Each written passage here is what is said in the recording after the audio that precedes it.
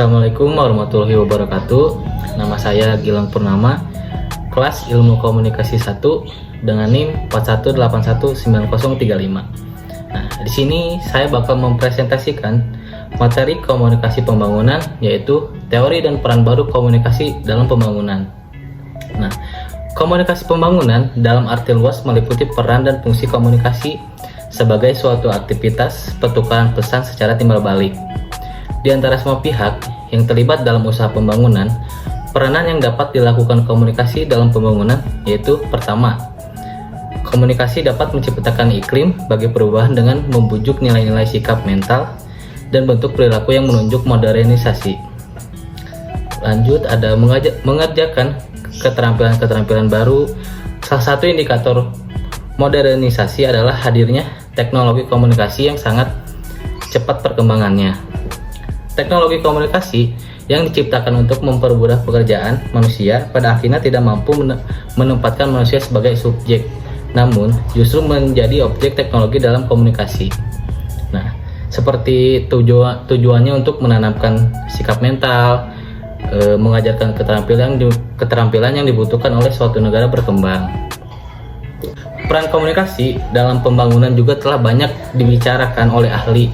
Pada umumnya, mereka sepakat bahwa komunikasi mempunyai andil penting dalam pembangunan karena tujuan pembangunan yaitu adanya perubahan pengetahuan, perilaku atau sikap, serta perubahan taraf kehidupan kesejahteraan.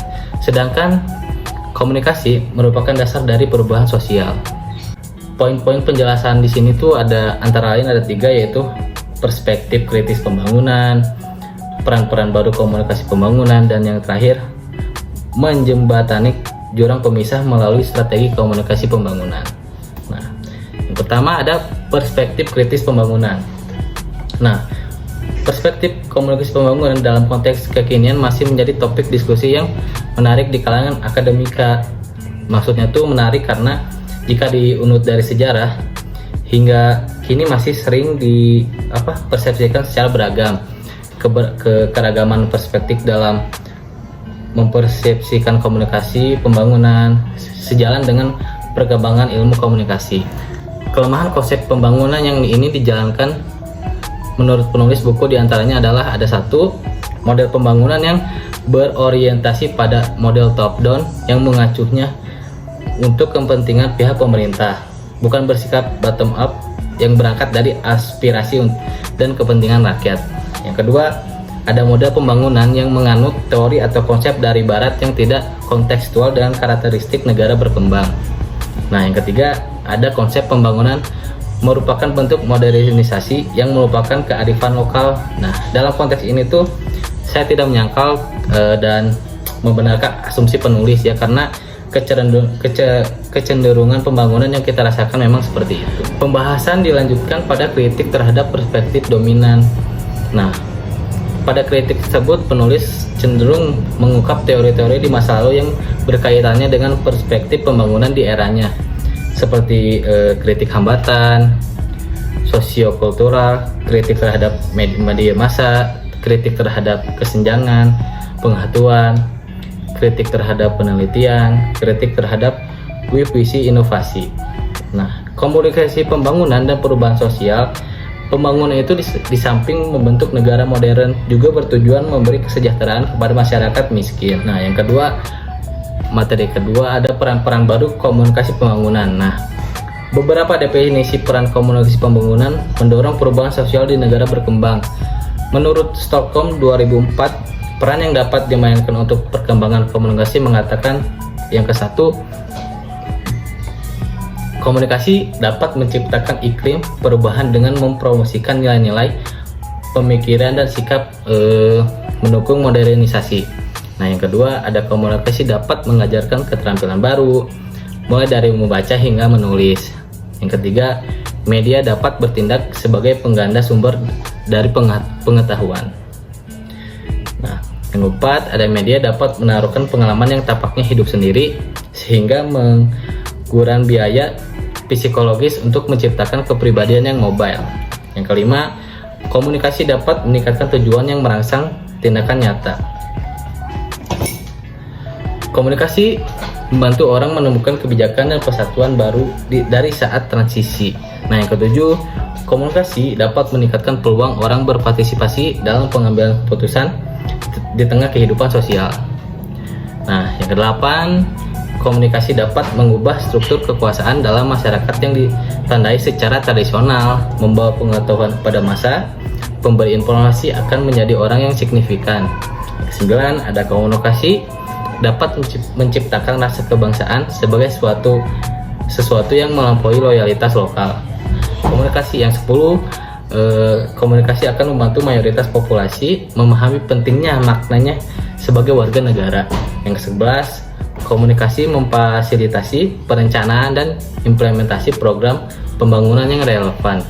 Nah, yang terakhir, komunikasi dapat membuat proses ekonomi, sosial, dan politik. Nah, itu adalah 12 peran-peran baru komunikasi pembangunan.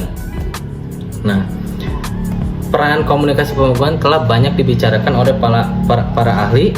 Pada umumnya mereka sepakat nih bahwa komunikasi mempunyai andil penting dalam pembangunan.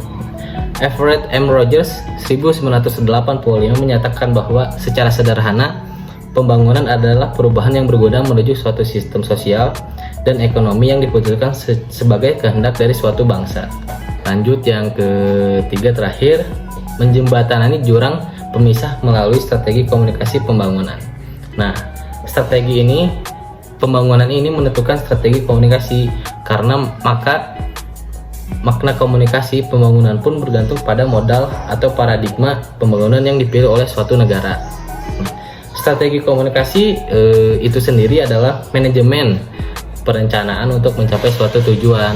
Fungsi komunikasi pada konteks ini dianggap sebagai mekanisme untuk mendapatkan dukungan dan partisipasi masyarakat dalam pelaksanaan rencana pembangunan. Rogers 1976. Nah, tahap memilih strategi komunikasi adalah tahap terakhir. Pemilihan strategi komunikasi merupakan hal yang sangat penting dan utama agar memudahkan dalam proses pembangunan. Nah, ada juga tahap-tahapan nih, misalnya A, I, DD, dan A. A itu singkatannya dari attention, yaitu tahap membangkitkan perhatian masyarakat. I, interest, seperti menumbuhkan minat masyarakat terhadap pembangunan tersebut supaya lebih tertarik masyarakatnya. Dan D, desire, menimbulkan hasrat untuk melakukan sesuatu. D, dedication, ada keputusan untuk melakukan tindakan. Nah, yang terakhir ada A, action, doing, dan lakukan sesuai rencana. Nah, strategi itu sendiri pada hakikatnya adalah perencanaan atau planning dan manajemen untuk mencapai suatu tujuan. Tetapi untuk mencapai tujuan tersebut, strategi tidak berfungsi sebagai peta jalan yang menunjukkan arah saja, melainkan harus menunjukkan bagaimana titik operasionalnya. Nah, menyempitkan jurang pemisah melalui redundansi. Menurut Singi dan Modi, sebagaimana dikutip oleh Sumardi Dilla dalam buku Komunikasi Pembangunan, bahwa media dalam hal ini televisi dapat menyebutkan jurang pemisah dan pembawa keuntungan sosial ekonomi. Namun, hal ini membutuhkan strategi komunikasi yang tepat. Penemuan utama dari studi tersebut mengindikasikan bahwa bagian-bagian dari audiens itu, misalnya kelompok-kelompok berstatus sosial ekonomi yang rendah, yang sebelumnya sangat tidak acuh, akhirnya mereka mendapatkan paling banyak keuntungan dari program televisi, meskipun pengetahuan mereka tuh masih rendah dibandingkan para audiens yang berpengetahuan lebih tinggi. Strategi komunikasi itu pembangunan itu menurut Akademi Actual Development 1985 ada 4 strategi komunikasi pembangunan yang telah digunakan saat ini, yaitu yang pertama ada strategi-strategi yang didasarkan pada media yang dipakai, seperti para komunikator biasanya mengelompokkan kegiatan mereka di sekitar medium tertentu yang mereka sukai. Terus ada apa yang dapat saya lakukan dengan menggunakan radio, bagaimana caranya agar saya dapat menggunakan televisi untuk menyampaikan pesan, dan media-media yang lainnya. Yang kedua ada strategi desain instruksional. Nah, umumnya yang menggunakan pendidik, mereka memfokuskan strateginya pada pembelajaran individu-individu yang dituju sebagai suatu sasaran yang fundamental. Nah, yang ketiga ada Ada dalam strategi komunikasi, dalam instruksional ini ada perencanaan, yaitu semisal menekankan pengumpulan informasi yang dibutuhkan untuk menyiapkan suatu desain program yang efektif. Lalu ada implementasi, seperti setiap putaran meliputi informasi dasar yang sama dengan suatu pendekatan yang sedikit berbeda. Ada juga evaluasi,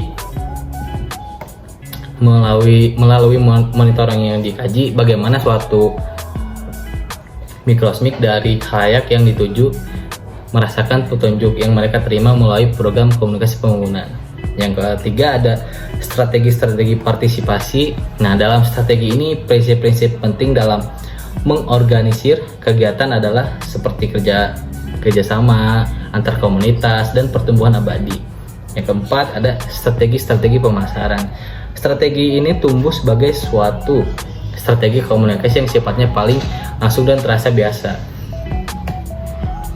Nah, mungkin segitu penjelasan dari saya. Apabila ada yang kurang atau salah kata, saya minta maaf. Sekian dari saya, Gilang Purnama. Assalamualaikum warahmatullahi wabarakatuh.